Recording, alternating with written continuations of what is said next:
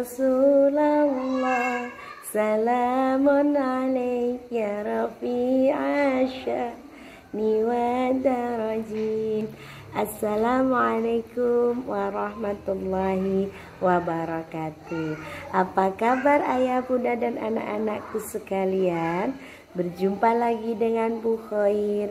Kali ini Bu Khoir akan berkisah tentang kelahiran Nabi Muhammad Sallallahu Alaihi Wasallam. Ayah, bunda, dan anak-anakku sekalian, ribuan tahun lalu Mekah adalah sebuah lembah di tengah padang pasir. Pada masa itu Mekah digunakan sebagai persinggahan Khalifah dagang. Kemudian pada masa Nabi Ismail dirubah menjadi sebuah kota yang semakin lama semakin banyak pengunjungnya. Nah, ayah, bunda, dan anak-anakku sekalian, ada yang tahu nenek moyang Nabi Muhammad? Nenek moyang Nabi Muhammad adalah Hashim bin Abdul Manaf. Di masa kekuasaan beliau, perdagangan saat itu sangat makmur. Tapi hal itu tidak diimbangi dengan kebiasaan-kebiasaan yang baik. Masih banyak sekali kebiasaan jahiliyah pada masa itu. Misalnya tahayul. Pada masa itu masyarakat Mekah masih mempercayai bahwa ketika ada burung yang mengitari Ka'bah ke sebelah kanan, maka akan ada nasib baik. Tapi ketika ada burung yang mengelilingi Ka'bah ke sebelah kiri, maka akan ada nasib buruk. Selain tahayul, ada juga yang menyembah berhala. Ada yang tahu siapa ya yang mengajak masyarakat Mekah untuk menyembah berhala pertama kali? Ada yang tahu? Dia adalah Amr bin Lubai dari Syam. Dia membawa berhala yang bernama Hubal dan diletakkan di sekitar Ka'bah. Dia mengajak orang-orang sekitar Ka'bah untuk menyembah berhala tersebut. Alhasil, banyak masyarakat yang menyembah berhala tersebut. Dan masih banyak lagi kebiasaan-kebiasaan jahiliyah, kebiasaan jelek pada masa itu. Teman-teman, ada yang tahu kebiasaan jeleknya? Kebiasaan jelek apa yang masih dilakukan pada masa itu? Betul sekali, perampokan, perjudian, minum arak masih sering terjadi di masa itu. Ayah, bunda, dan anak-anakku sekalian, hari berganti hari. Hashim bin Abdul Manaf meninggal dunia. Tapi sebelum meninggal dunia, beliau mewariskan harta bendanya kepada anaknya Abdul Muthalib. Pada masa itu Abdul Muthalib menjadi seorang sikhoyu, yaitu orang yang bertugas menyediakan air dan makan kepada orang yang berkunjung ke Ka'bah. Alhamdulillah, pada masa itu orang-orang yang berkunjung di Ka'bah sangat ramai sekali. Bahkan sampai melebihi pengunjung gereja Al-Quds yang dimiliki oleh Raja Abrahah di Yaman. Nah, saking ramainya, bahkan suatu ketika si Abdul Muthalib itu merasa kelelahan dan merasa airnya itu kurang. Kemudian Abdul Muthalib ingat ada sebuah cerita, ada sumur Zam-Zam yang terkubur di dalam tanah di bawah Ka'bah. Meskipun itu sudah sangat lama sekali. Beliau mengajak putranya Haris untuk menggali sumur itu.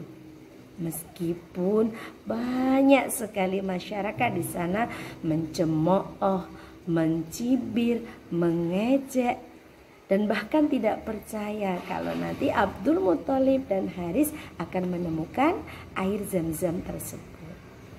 Tetapi beliau tidak pernah patah semangat dan terus berikhtiar dan tetap yakin berdoa kepada Allah Subhanahu wa Ta'ala. Hari berganti hari, suatu ketika Abdul Muthalib tertidur dan terbangun dari tidurnya. dan mendengar suara bisikan menyampaikan bahwa galilah di sekitar berhala, nanti akan kamu menemukan sumur tersebut.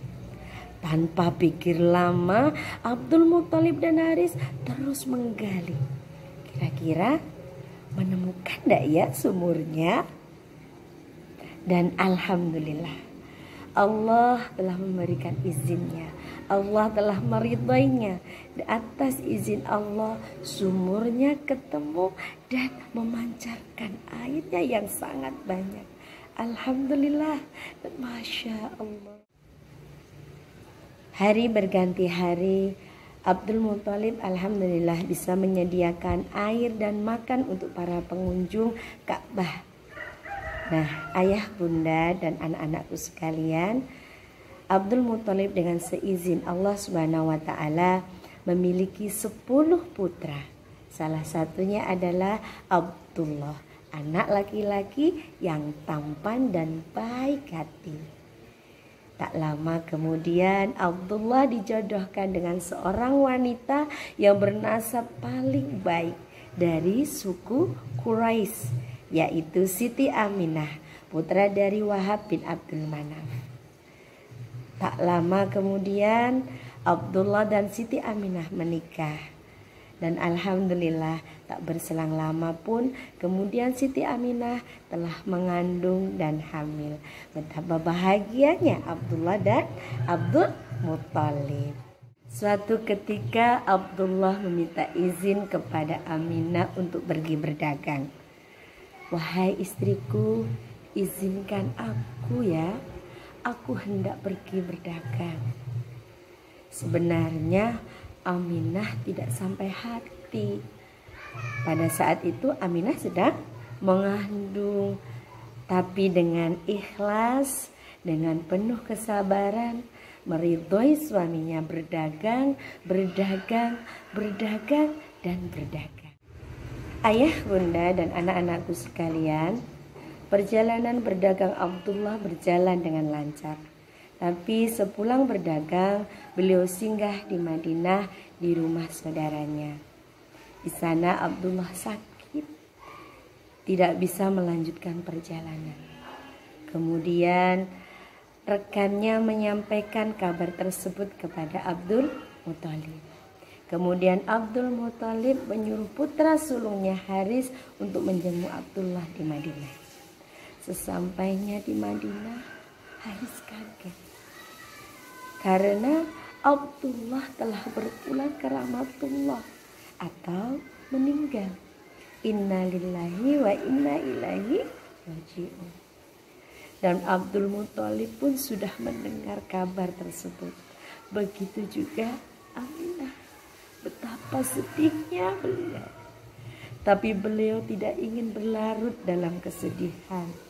Dan beliau tetap berdoa kepada Allah supaya bisa kuat dan tegar untuk menghadapi cobaan ini. Akhirnya hari berganti hari. Hari yang ditunggu pun telah tiba. Pada hari Senin 12 Rabiul Awal tahun 571 Masehi, hari itu pun bertepatan dengan penyerangan Raja Abraha ke Mekah yang dilanda rasa iri karena kemasyhuran Ka'bah. Nabi Muhammad dilahirkan. Kenapa tahun itu dinamakan dengan tahun gajah? Aminah dan Abdul Muthalib ketika menggendong bayi tersebut betapa bersyukurnya, menangis bahagia sebagai rasa syukur pada Allah Subhanahu wa Ta'ala. Seperti Abdullah telah terlahir kembali dan beliau mengucapkan doa-doa yang terbaik pada bayi tersebut. Dan Abdul Muthalib mengajak bayi tersebut tawaf mengelilingi Ka'bah sambil berdoa, "Ya Allah, semoga Engkau jadikan bayi ini menjadi orang yang terpuji dan membawa pengaruh baik bagi orang-orang semesta alam." Dan dia diberi nama Muhammad pada saat itu. Jadi seperti itulah cerita kelahiran Nabi Muhammad Sallallahu Alaihi Wasallam. Ayah, bunda, dan anak-anakku sekalian, apa hikmah yang bisa kita ambil dari cerita tersebut? Ada yang tahu? Yang pertama, ketika kita mempunyai niat yang baik, maka teruslah berikhtiar dan berdoa kepada Allah Subhanahu wa Ta'ala. Seperti ketika Abdul Muthalib menggali dan menemukan sumur Zam-Zam, dan tetap berusaha dan berdoa kepada Allah Subhanahu wa Ta'ala. Yang kedua, ketika kita ditimpa kesedihan, tidak boleh larut dalam kesedihan. Ingat, sesudah kesedihan akan ada kebahagiaan. Itulah yang dialami Abdul Muthalib dan Aminah ketika ditinggal orang yang terkasih, tapi dengan kesabaran dan keikhlasan beliau digantikannya dengan Nabi Muhammad yang jauh lebih baik dan insya Allah diberkahi oleh Allah Subhanahu wa Ta'ala. Demikian yang bisa Bu Khair sampaikan. Kita ketemu lagi lain waktu. Assalamualaikum warahmatullahi wabarakatuh.